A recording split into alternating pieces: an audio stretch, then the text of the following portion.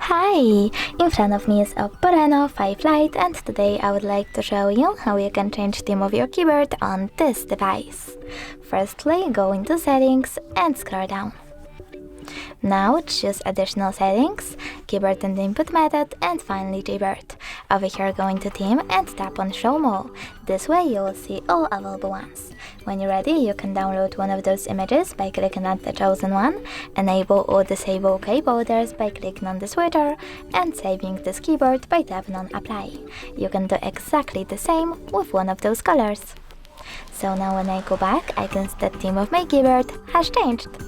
Thanks so much for watching. If you enjoyed this video, smash that like button, comment, and definitely subscribe. Bye!